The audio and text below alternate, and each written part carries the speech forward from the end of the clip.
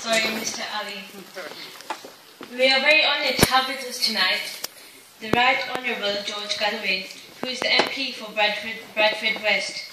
His party, by the name of Respect, is an acronym of Respect, Equality, Socialism, Peace, Environmentalism, Community and Trade Unionism. Respect is a British left-wing party committed to standing in defence of the values of peace, justice and equality. Ladies and gentlemen, it gives me great pleasure to present to you Mr. George Galloway.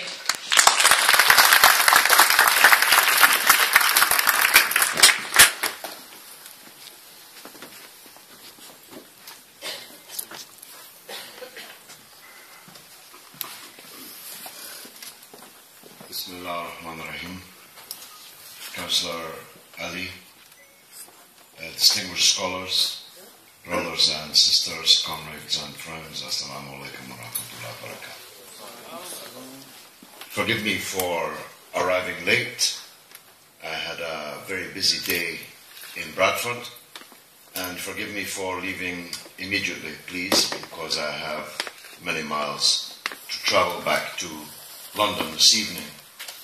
But I'm honoured to have been invited and happy to have attended what seems to have been a most valuable exercise. And I caught just some of the speeches, but I know the work of the organisation well, and I highly respect and commend it. Councillor Ali didn't steal my thunder, but he did use many of the arguments that I intended to use, and I very much hope that we can work together when he is elected to Parliament on the 7th of May, as indeed I hope myself to be. And if we can begin to make this common ground, we can make progress.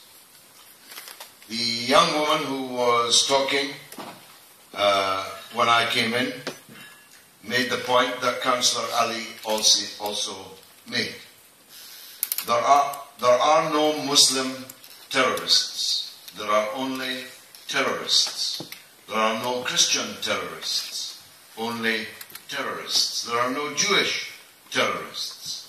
Only terrorists. And terrorists can wear a suit and a tie and be in the White House or Whitehall just as much as they can have a beard and a turban and live in the Torah Bora. And that is one of the distinguishing characteristics between us and the people who govern us, and about whom, one of whom, Mr. Nick Clegg, as he was called on the screen, I will have to say a few words in a moment. But first, I should, as the other speakers have done, unequivocally make this point, that there is a problem, a big one, called terrorism. And some of the people who practice it claim to be Muslims. There is a problem of extremism. Muslim extremists. We all know it, though sometimes we deny it. It exists abroad in profusion, but it exists here also. All of us know that within this ummah there are people who have become so angered by events, so radicalized by events, that they have turned their minds, perhaps their hearts, and when we're particularly unlucky, their hands, to ugly, murderous activities. I hear Muslims.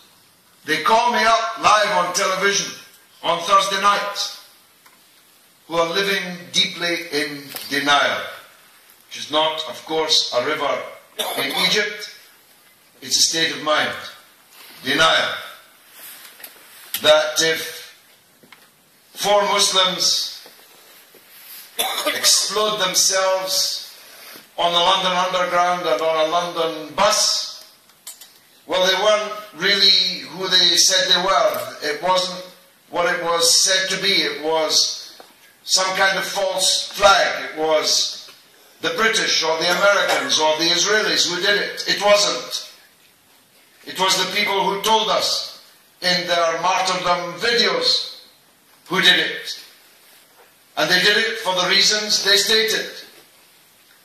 And Councillor Ali powerfully understated, in a very British way, if I may say, talked about his own secretary being maimed for life by these extremists, these terrorists. It mattered personally to me also, because I was the Member of Parliament for the Aldgate East Underground Station at the time. I went to the station. I saw the underground railway workers and the emergency services carrying the broken and the dead to the surface. I went to the Royal London Hospital, as it was called, though you'd never find any member of the royal family in the Royal London Hospital at that time, I assure you. And I saw the doctors and the nurses and the porters triaging the broken, the maimed and the dead. This was an act of mass murder. And, by the way, as terrorism can be defined as the punishing of innocent people for the crimes of guilty people, given the preponderance of anti-Iraq war feeling in London, almost certainly, especially given who travels on the underground, who travels on the bus. Ministers don't travel on the underground or the bus. The billionaires, the powerful, the newspaper magnates, they don't travel on the underground or the bus. Overwhelmingly, statistically, it is obvious that if you explode an underground train or a bus in the wake of the Iraq war, to show your rage at the Iraq war, you're going to kill and mutilate a vast majority of people who were equally against the war, who were marching against the war. It was an atrocious act of nihilistic terrorist violence, and it was carried out by Muslim extremists, and none of us is permitted to deny it. So, for whatever else I'm going to say, I don't want to leave any doubt about this, that this kind of activity is not just murderous and sinful, but it is also utterly, completely counterproductive. It strengthens the war criminals. It makes them stronger, not weaker. It allows them to introduce new laws to criminalise and marginalise the Muslims here in Britain. It helps the Islamophobic media and right-wing political parties to create a climate ever more inhospitable to Muslims and make their lives more difficult. But it is also true, as I said on Newsnight, that very night, Councillor, 7/7/2005, I said it on Newsnight that very night, as I did in the House that very afternoon, up close and personal, with the hypocrites who were weeping crocodile tears for those who had been murdered in London, but who were planning and had already executed the murder of hundreds of thousands of people by cruise missiles and drone attacks and shock and awe, and who were ready to do it again and have done it again in Libya, for example, as was alluded to by Councillor Ali. That's got to be the difference between us. We're against all terrorism by anybody, anywhere, at any time, whether it's a state or whether it is an individual. And when it occurs by an individual or 5 individuals, it has occurred as a result of the actions of one individual or 5 individuals. Anders Breivik, the fanatic, monocultural, Christian, Norwegian mass murderer, killed scores, more than 60 children in Norway. His manifesto was there, published, that he wanted a Christian Europe. Nobody in their right mind would have held Jesus responsible for that, or Norwegian Christians for that, or white people for that. And so we will not accept that the Muslims, 1.7 billion Muslims in the world, can be held responsible for the actions of individuals or small groups of people. There is no authority in the Quran, in the Hadith, in the fatwa by the leading scholars in the world for these terrorist actions. But there was a famous book written by the Christian philosopher St. Augustine called City of God, in which he recounts a story, an ancient story, of Alexander the Great encountering a pirate ship on the high seas. Ordering the pirate to halt, Alexander the Great demanded of the pirate captain, "How dare you terrorize the world, these seas, with your piracy?" And the pirate captain answered, "How dare you terrorize the entire world? You, with your great navy and all your power, can call yourself an emperor and can call other men as you please." This story is more than 1,000 years old, but it could have been written yesterday. Those who arrogate to themselves the title of the so-called international community, though they're almost never speaking for more than a tiny proportion of the international community, can call this state a terrorist state, a failed state, a rogue state, and can do with it as they please. And it is this fundamental injustice in the world which is driving some people crazy. They're always looking for some scholar, some preacher, hate preacher, to ban, some Muslim organization to proscribe. And they tell us this will, to borrow a phrase, prevent the growth of so-called radicalization. But all it takes to feel radical, if you're a Muslim in the West today, is the ability to switch on the television and watch the news.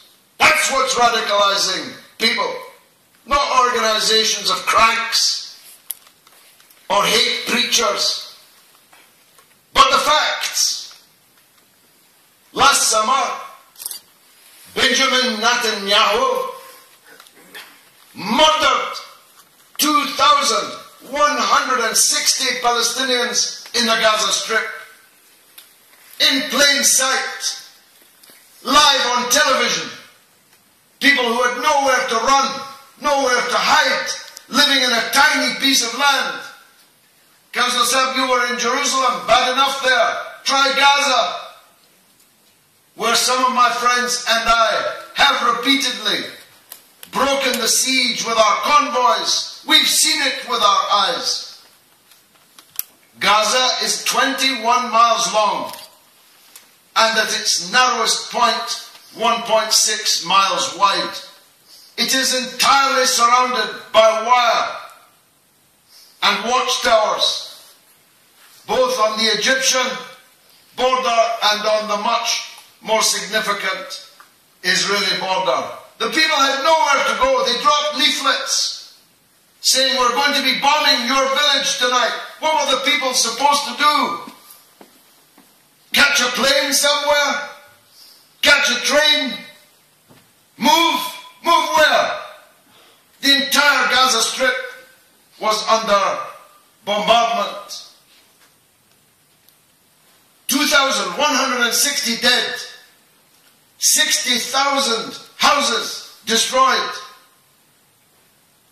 Starving people, thirsty people, people with no doctors, no medicine, no electricity were being relentlessly bombarded. How radical to the powers who stood by and watched it or even helped it think that that is going to make Muslims in the world feel.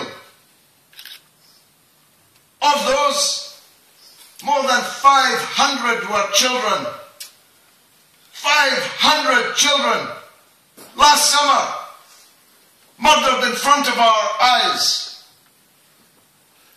by a state for which a red carpet is rolled wherever its leader goes. And that's the insult that is added to the injury, that the victims are called the perpetrators and the perpetrators are called the victims.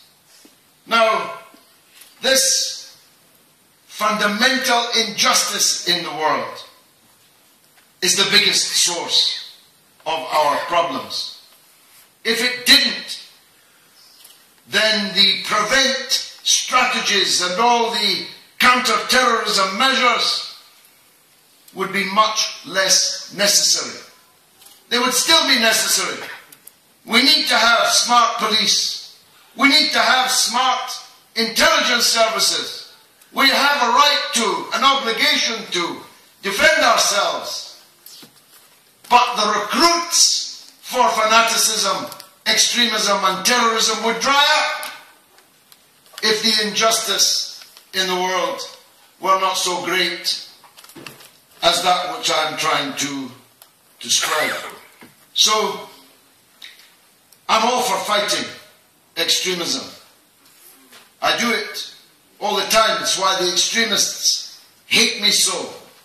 Because we're saying to Muslims, we as Respect, Councillor Ali, in his work, we're saying to Muslims, not that you shouldn't be angry.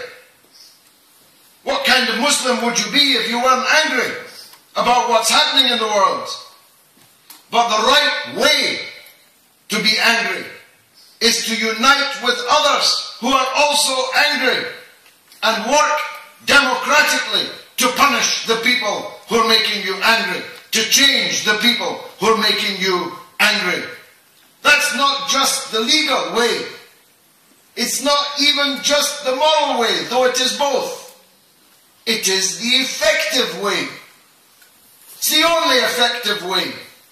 Exploding yourself and killing others achieves entirely the opposite result. So I'm for the proselytizing that has been done here today about the true meaning of Islam, the rejection by Islam of such nihilistic violence as we are discussing here. But that in itself will not solve the problem. It's necessary, but not sufficient. We have to, at the same time, struggle to change the nature of our own government and the circles in which it moves. because Israel is only allowed to murder the children in Gaza because it gets unlimited money and weapons from the United States, the United Kingdom, and the European Union, and others. Otherwise it couldn't do it. The diplomatic and political support, the vetoes in the United Nations, and so on.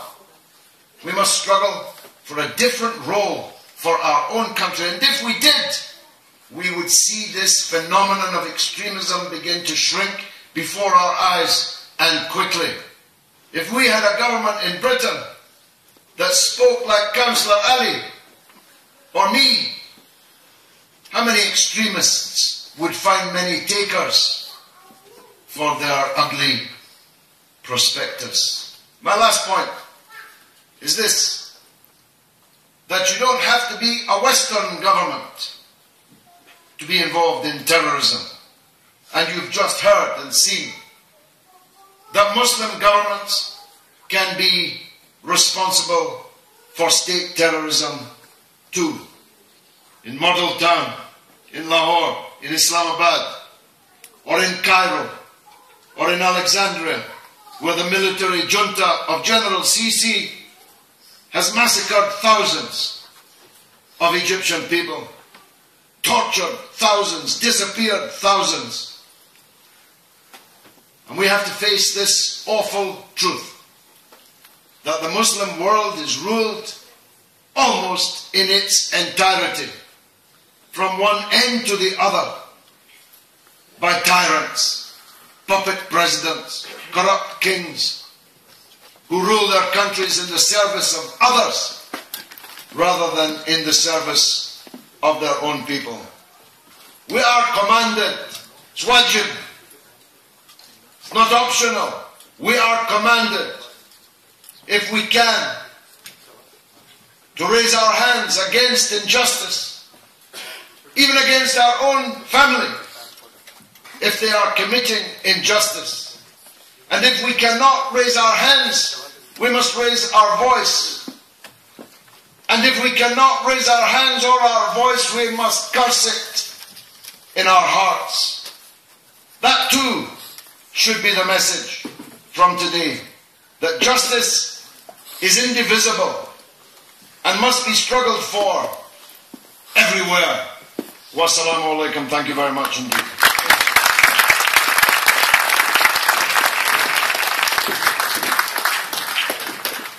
Thank you, Mr. Galloway, for your very valuable time and words.